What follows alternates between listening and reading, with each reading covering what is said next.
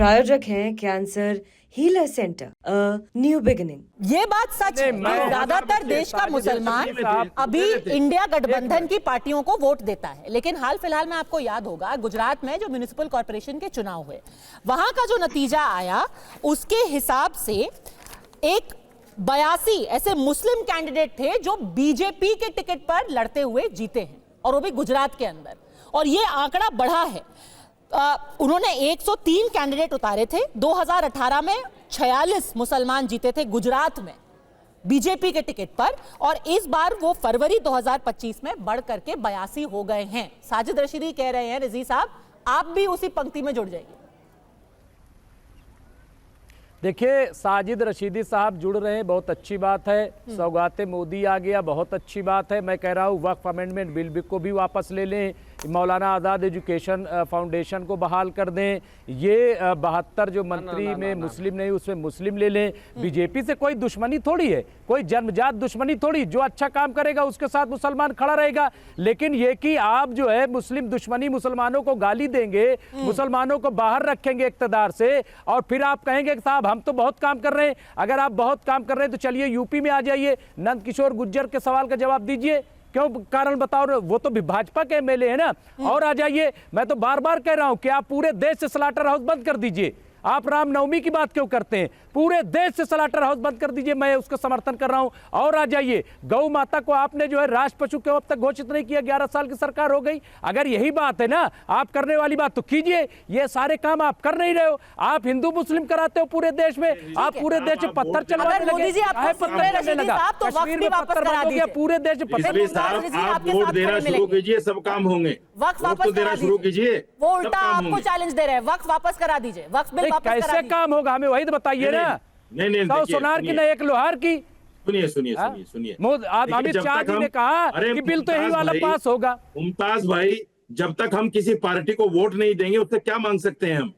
ये तो आपको जानकारी होनी चाहिए। हमें वोट तो देना चाहिए पहले, अभी तो हम कहेंगे हमारे लिए ये करो। वोट दिया क्यों नहीं है? अटल बिहारी वाजपेयी लखनऊ से जीत के आए। एक मिनट, अरे मैं बताता हूँ। अच्छा, वोट कैसे देंगे? अरे उम्मीदवार तो खड़ा करो, वोट किसको दें? रामपुर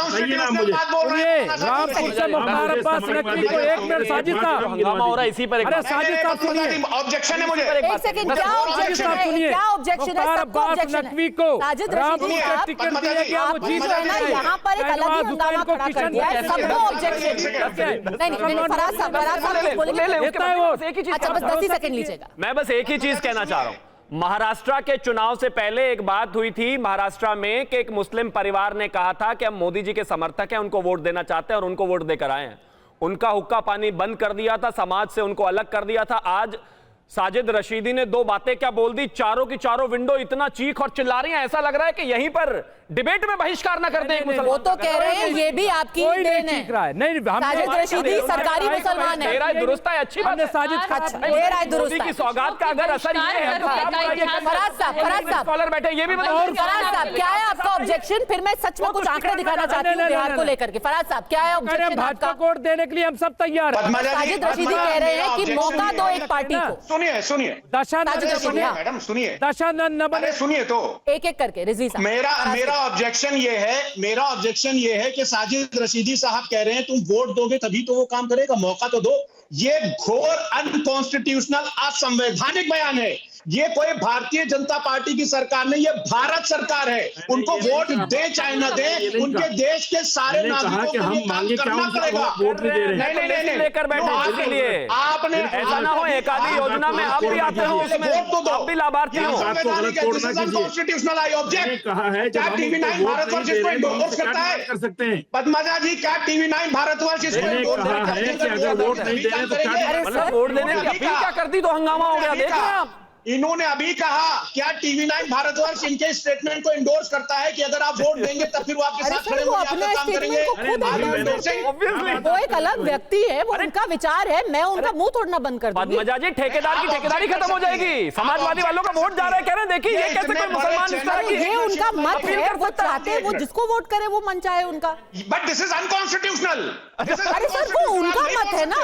ये जो फराज साहब जो है पीछे की, आपको ऑब्जेक्ट करना मुझे बात चाहिए। कहने दीजिए। सत्यप्रकाश जी, जी हाँ। आपको साहब जो ऑब्जेक्ट पीछे करना किताबों चाहिए। का अंबार अब्बास लेके नकवी जीत अरे करके आए फराज साहब रामपुर सुन से। लीजिए, थोड़ी शहनवाज सभ्यता हुसैन लाइए। जीत करके आए हमेशा। अरे साहब राजनाथ मुस्लिम सिंह स्कॉलर मुसलमान साहब वोट थोड़ा जीत सुन करके लीजिए आते हैं दूसरों लखनऊ को, से। दूसरे पक्ष को। फराज साहब ने जो पीछे किताबों का अंबार रख के किसी चीज को असंवैधानिक बता रहे हैं, लोकतंत्र में अपनी बात रखना संविधान सम्मत है। जो रशीदी साहब मौलाना एसोसिएशन के अध्यक्ष हैं, उन्होंने एक बात कही कि मुस्लिम को टिकट देगा, वोट दोगे तो शायद टिकट भी मिलेगा, वो एक अलग बात है। लेकिन फिर भी किसी भी राज्य की और देश की सरकारें हमेशा तमाम वर्गों के हितार्थ काम करती रही, लेकिन सच्चर कमेटी जब आया उसमें जो रिपोर्ट निकला उस पर कांग्रेस और जितनी समाजवादी पार्टियां थी, लालू जी की पार्टियां थी, राजद, सबको साफ सूंघ गया। उस रिपोर्ट पे भी बैठे रहे, कभी कुछ किया नहीं, और जब कोई आगे बढ़ रहा है तो उसको आईना दिखा रहे हैं।